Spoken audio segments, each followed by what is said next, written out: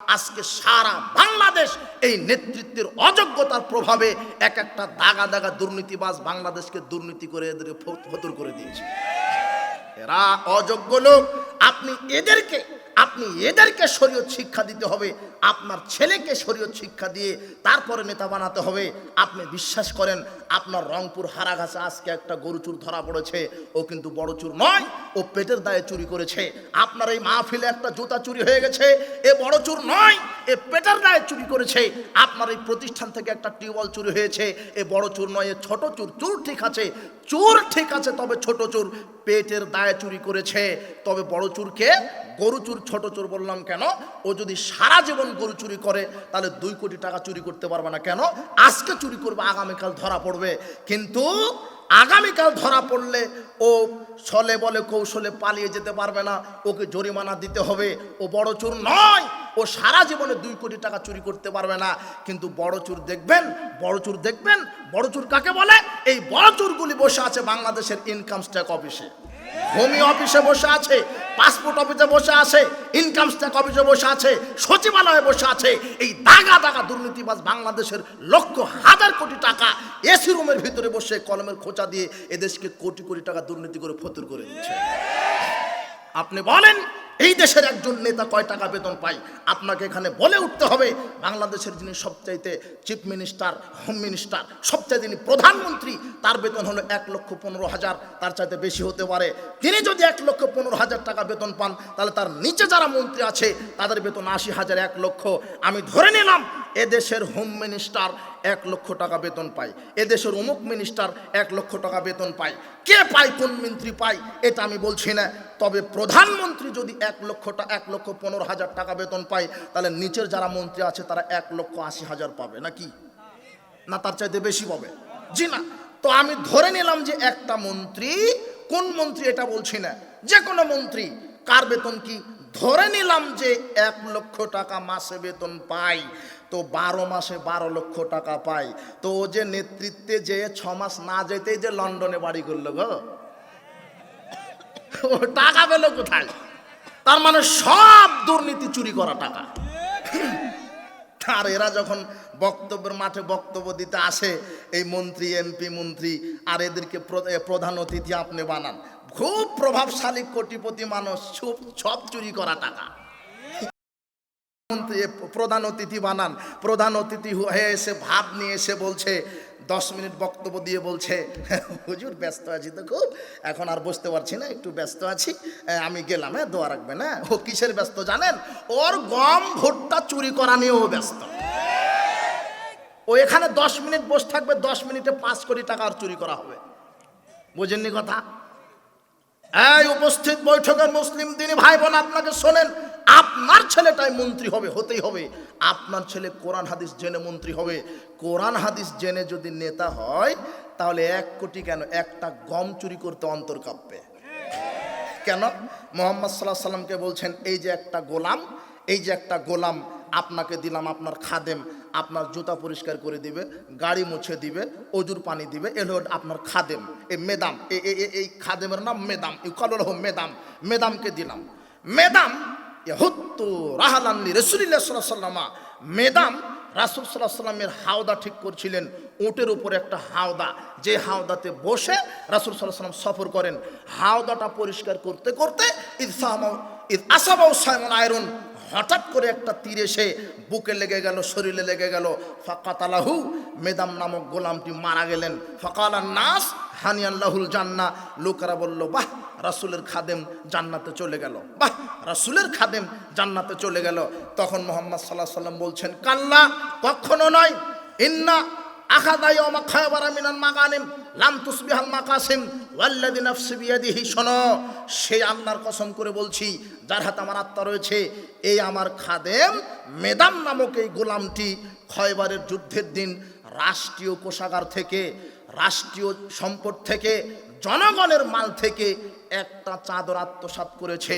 লাতাশতাইলু আলাইহি নারান, একটা চাদর আত্মসাৎ করার কারণে আল্লাহ তাকে জাহান্নামে প্রজ্বলিত করছেন।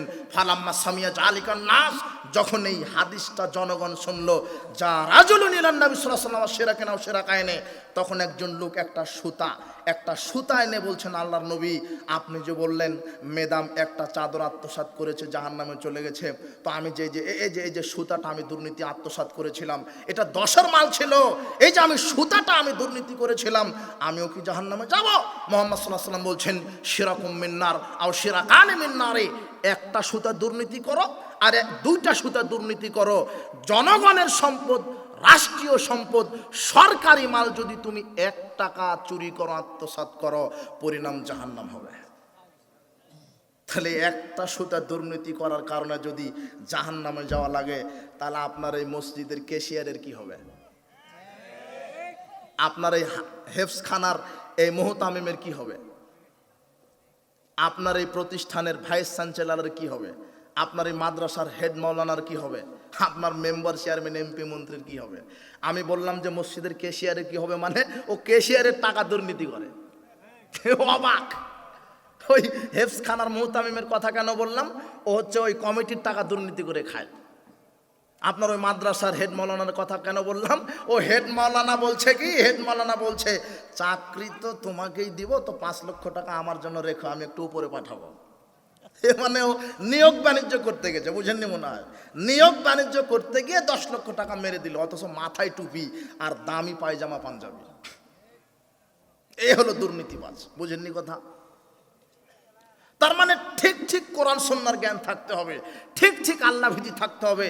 আপনার ছেলেকে নেতা বানাবেন কোরআন সুন্নাহর জ্ঞান দিয়ে, আপনার ছেলেকে ডাক্তার বানাবেন, ডাক্তারের তো প্রয়োজন আছে, আপনার ছেলে এমবিবিএস ডাক্তার হবে, কোরআন সুন্নাহ শিখে ডাক্তার হবে। যদি কোরআন সুন্নাহর জ্ঞান থাকতো, তাহলে আপনার ছেলে আজকে ডাক্তারের নামে বাংলাদেশে বাটপাড়ি করে বেড়াতো না। আজকের আলোচনা শোনার পরে আপনি মনে করছেন আমি পিতামাতার সাথে তো বেয়াদবি করেছি, তাহলে তো অন্যায় হয়ে গেছে, পিতামাতা মারা গেছে, বাঁচার পথ কি? তাহলে আপনি পিতামাতার জন্য বেশি বেশি ক্ষমা চাইবেন, তাদের জন্য বেশি বেশি দোয়া করবেন। আপনি পিতামাতার সাথে যদি বেয়াদবি করে থাকেন, তাহলে আপনি আপনার পিতামাতার জন্য বেশি বেশি দোয়া করবেন, ক্ষমা চাইবেন। আল্লাহ সুবহানাহু ওয়া তাআলা রাসূল সাল্লাল্লাহু আলাইহি ওয়াসাল্লাম বলছেন ইন্নাল্লাহা আযজা ওয়া জাল লা ইয়ারফাউ দারাজাতাল আবদিস সালিহ ফিল জান্নাহ। আল্লাহ সুবহানাহু ওয়া তাআলা জান্নাতে কিছু পিতামাতার মর্যাদা বৃদ্ধি করবেন, কিছু পিতামাতার মর্যাদা বৃদ্ধি করবেন। তখন এই পিতামাতা বলবেন আন্নালি হাজিহি, এই মর্যাদা কি আমাদের জন্য? এই মর্যাদা আমাদের জন্য? আমরা তো এত নেকির কাজ করিনি, এত মর্যাদা কেন হলো?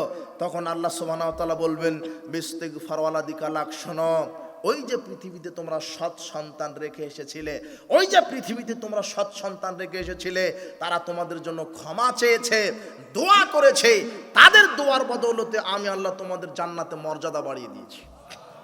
এই সন্তান পৃথিবীতে রেখে যান, এই সন্তান রেখে যান, মেয়ে হিসেবে আপনাকে মর্যাদা দেখালাম। মুহাম্মদ সাল্লাল্লাহু আলাইহি ওয়াসাল্লাম বলছেন কেউ যদি 2 জন মেয়েকে লালন পালন করে, সৎ পাত্রস্থ করে, সৎ সন্তানের সাথে বিবাহের ব্যবস্থা করায়, আদব শিক্ষা দেয়। আদব কি? আম্মু সালাত আদায় করো, এইভাবে ওযু করো, বড়দেরকে সম্মান করো, ছেলেদের সাথে ঘোরাফেরা করো না, মিথ্যা কথা বলো না, গীবাত করো না, পিতামাতার আনুগত্য করো। এইভাবে পিতামাতা তার সন্তানকে শিষ্টাচার শিক্ষা দিবে। বলবো আম্মু আব্বু এইভাবে ওযু করতে হয়, ঘুমাতে যাওয়ার সময়তে দোয়া বলতে হয়, ঘুম থেকে ওঠার সময়তে দোয়া বলতে হয়, পেশাব পায়খানার শিষ্টাচার শিখিয়ে দিবেন, আপনার জুতা পায়ে দেওয়ার শিষ্টাচার শিক্ষা দিবেন, আপনার পোশাক পরিধানের শিষ্টাচার শিক্ষা দিবেন, সালাত সিয়াম শিক্ষা দিবেন, আপনি কোরআন হাদিসের শিক্ষা দিবেন। বলবেন আম্মু জেনার নিকটবর্তী হয় না, আব্বু মাদকতা পান করো না, মাদক সেবন করো না, এইভাবে শিষ্টাচার শিক্ষা দিবেন। এইভাবে মেয়েকে শিষ্টাচার শিক্ষা দেওয়ার পরে যদি সৎ সন্তানের সাথে বিবাহের ব্যবস্থা দিতে পারেন, ওই পিতার জন্য জান্নাত ওয়াজিব হবে। কিন্তু আপনার মেয়েটা বেপরদায় চলছে।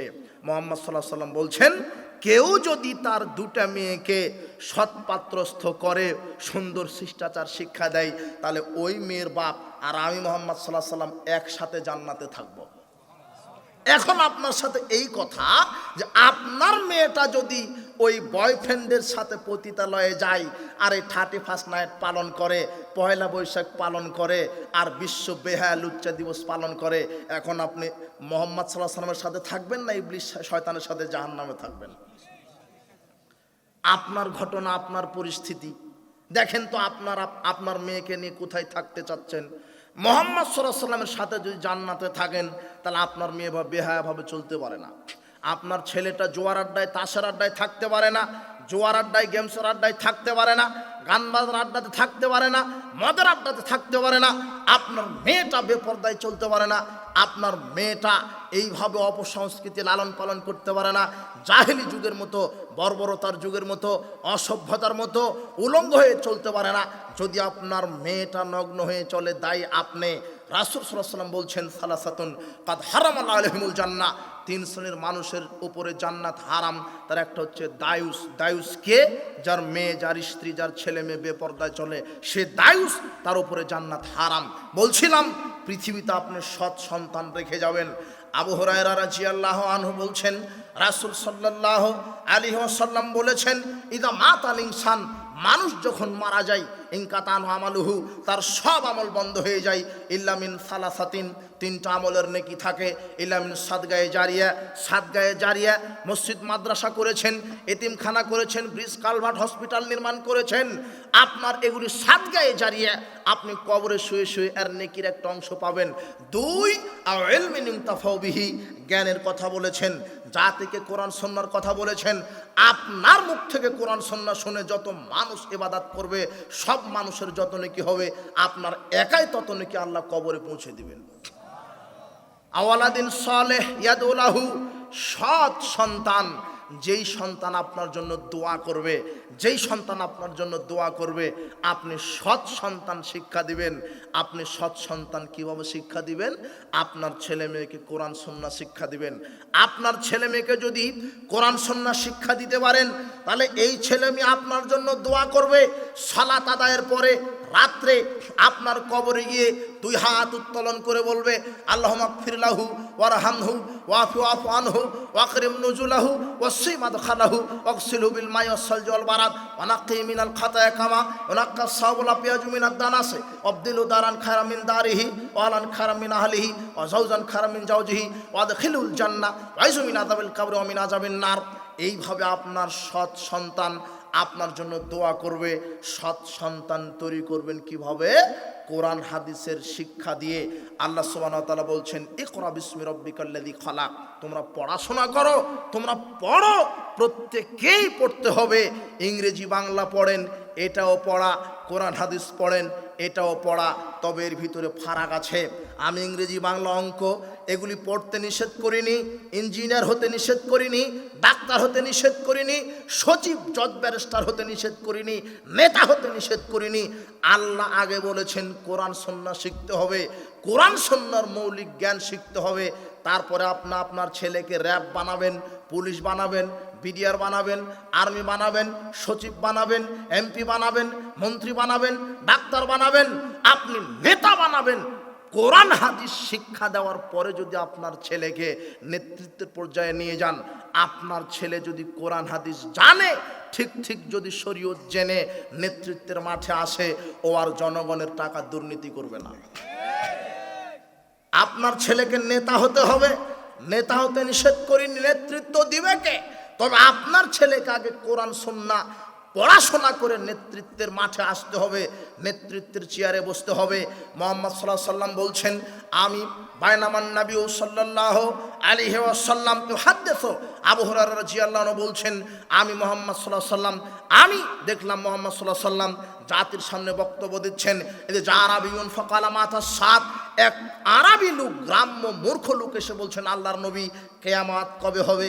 তখন রাসূল সাল্লাল্লাহু আলাইহি ওয়াসাল্লাম বলছেন, ইদা দুইয়াতিল আমানাত ফানসারি সাত, যখন 10-এর পয়সা আত্মসাৎ হবে, যখন 10-এর পয়সা আত্মসাৎ হবে, যখন মানুষের ভিতরে খেয়ানত বেড়ে যাবে, সেদিন কিয়ামতের অপেক্ষা করো। কাইফাই যাতুহা, লোকটি বললেন, কিভাবে আত্মসাৎ হয়, কিভাবে 10-এর পয়সা আত্মসাৎ হয়? তখন রাসূল সাল্লাল্লাহু আলাইহি ওয়াসাল্লাম বলছেন, ইযা উসিদাল আমরু লিগাইরি আহলিহি, যখন কাজের লোক অযোগ্য ব্যক্তিকে দেওয়া হবে, যখন যোগ্য চেয়ার অযোগ্য লোক বসবে, যখন যোগ্য স্থানে অযোগ্য লোককে নিয়োগ দেওয়া হবে, সেদিন তুমি কি, মুহাম্মদ সাল্লাল্লাহু আলাইহি ওয়াসাল্লাম বলছেন, এমন একটা সময় আসবে নেতৃত্ব হবে অযোগ্য, আপনার ছেলে নেতৃত্ব দিবে দেশের, তবে তাকে কোরআন সুন্নাহ শরীয়তের জ্ঞান অর্জন করে নেতৃত্ব দিবে। যদি আপনার ছেলে কোরআন সুন্নাহর জ্ঞান অর্জন করে নেতৃত্ব দেয়, তাহলে 10-এর পয়সা মেরে খাবে না, এই জনগণের টাকা দুর্নীতি আত্মসাৎ করবে না।